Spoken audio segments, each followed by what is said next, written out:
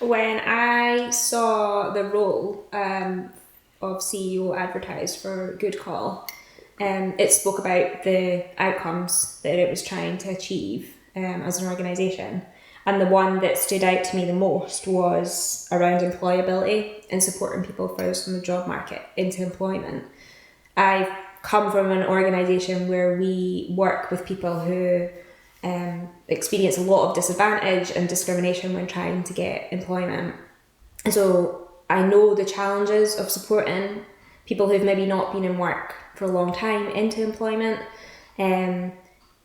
But I also know the difference that it makes to those individuals, the organisation's own growth, also the individuals' families and communities. And, you really begin to see the change that life isn't just inevitable because you've, had a certain postcode, or you've, you didn't go to school, or there's been substance use in your family. Actually, there can be change if you're given the right opportunities and the right support. Yeah. And when I was on the call with a director at GoodCall before I even applied for the job, because I was like, is that something you say you do, or is that something that you actually do? Because I'm only even going to apply if that's something that you really do.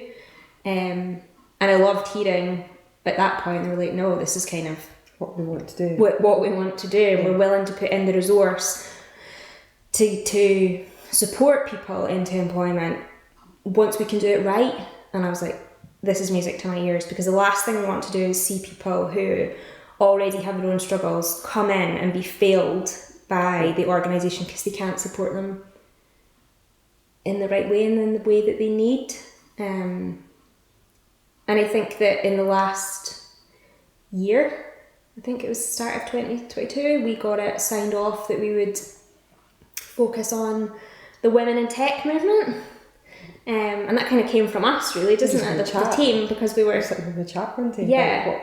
What was so passionate about what we all felt about that time, or maybe our own previous experiences as well as mums and had been students and mums and everything else, the difficulties of getting into work and trying to find work that you feel passionate about and where you're making a difference, and that you're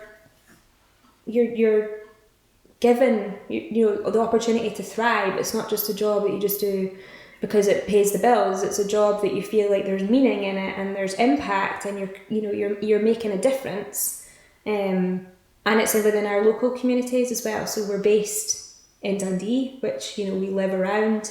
So it's that whole community wealth building where you are working on a business and supporting people to work with us, but then they see the money then going back into their local communities as well, because we are supporting organisations that are local to us, as well as national ones. And it's, especially in this financial climate, community wealth building is really, really important, because we're going to see the money going back into our businesses and our organisations, and then you see more people coming into employment. I know that when I first started, we had a Kickstarter. We did, yeah. We had somebody over for a good 6 months. Cool. Yeah. And then we've currently got a marketing intern through the GCAS, which I think all of the Scottish unis are doing. But the one that we got he came locally from Dundee University, or Abertay or Dundee. It was Dundee University, I think it was. And he's been such a huge asset and ball of energy that we feel really lucky to have had. And I think it's really nice to have students or people who've just graduated, because they come in with this. They're so fresh. Yeah, they're going to change the world. And you want that, and you need that, because other people you come into work and not that you become day to day, but you need that kind of fresh approach and eyes and ears to what you do. But he's spoken about actually the challenges of getting employment when you're up against everybody graduating at the same time, and how do you make your CV stand out. And he has spoken about some of the barriers that he's faced, and that actually getting the opportunities within GoodCall, where we've maybe given him a lot of leeway to be like, let's try this, let's try that, and we've totally gone with it and embraced it. But he's grateful for that, and And then we've also had Bridget. Yeah, Bridget started in August, and So she's been that's with us now, what, 4 months? Coming up for 4 months now. So she's paid for by People's Postcode Lottery Trust. So we have her for 18 months to support the organisations that we already have. So I think she will be a face that, probably a face if she's doing Teams calls. Certainly a voice. She's just got stuck in. She's been doing Teams calls. She's been meeting all the new accounts. Yeah. But like that, is very grateful. She's a mum. She's been working from home. She's had her own kind of background areas, but to have that opportunity to be able to have a full-time job. She's has been fantastic to support. And I think with Bridget as well, she's spoken about how she has experience of disabilities and illnesses, and she speaks about actually how that in the past, because employers have been really fixed and you must work certain hours and you can't pick your child up from nursery, or I think you can't have sick these things, if you've got an illness, you can never be off sick. Well, that's just unrealistic. You've got to make that work, and if somebody's prepared to work hard and fit that in, then there's got to be some sort of leeway and understanding about that. And I think with GoodCall, we really tried to be, it's not just about having a flexible working policy or having a hybrid model of working. Those policies need to adapt. They need to ebb and flow depending on who your team are.